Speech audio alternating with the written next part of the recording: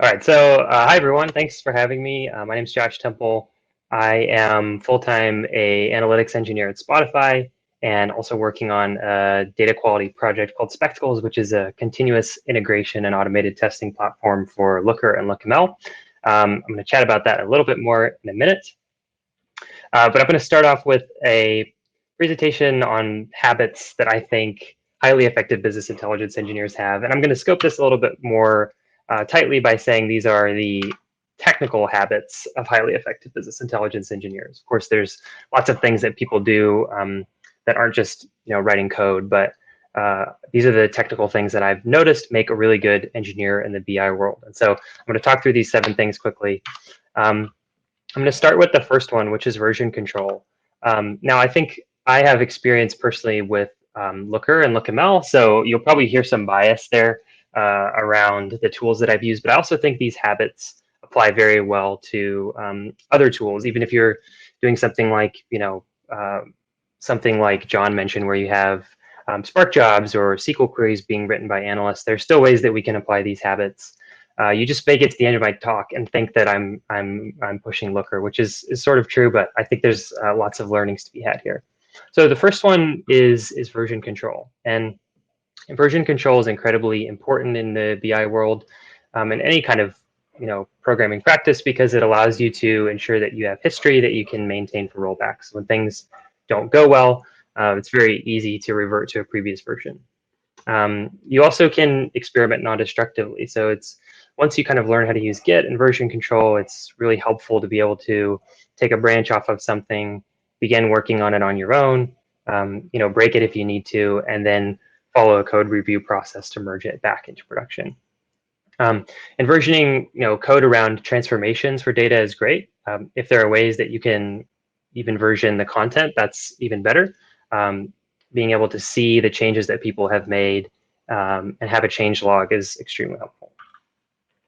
The second one is testing, and testing is, of course, a huge topic. I think most of us on this call are very, interested in finding better ways to test data. One of the things that I feel like is becoming more and more important in this space is a contract between the BI tool and the data warehouse. So you have changes that are happening in the warehouse to schemas, to data.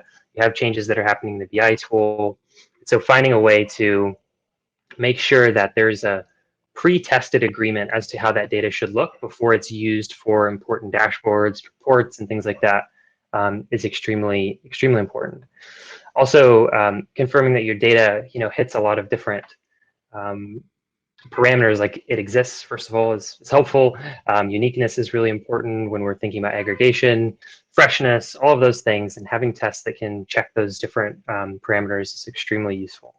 Another thing that I think people are just starting to get into is mocking data to test logic. So when you have some kind of a metric that's being modeled in your BI tool, being able to throw some sample data at it, checking to see that you get the answer that you expect is a really great way to add confidence to the metrics and the KPIs that you're building in your BI tool.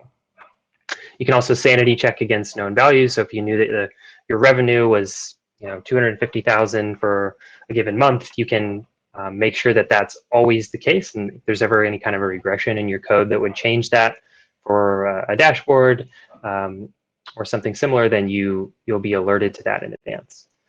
And then finally, of course, catching changes to your data model that can break content. And that just goes back to that contract with the data warehouse.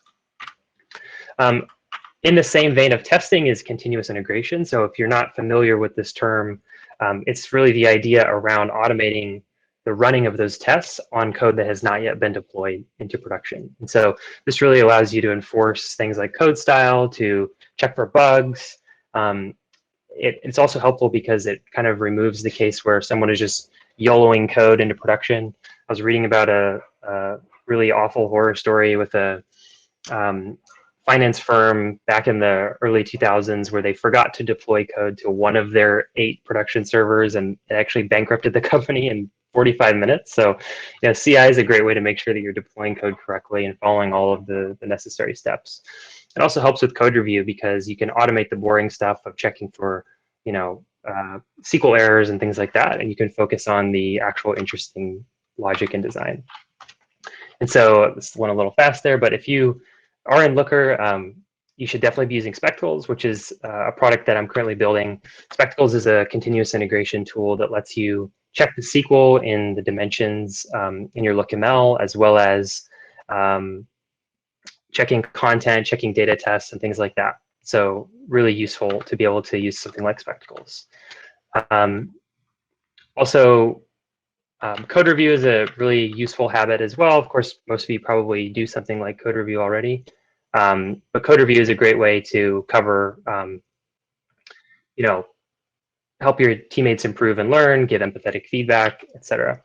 So I'm coming up on time here, so I'm going to skip through the last few slides that I have, but I also wanted to cover documentation, extensibility, and access control as really important habits to be developing, and would love to continue the conversation on these another time.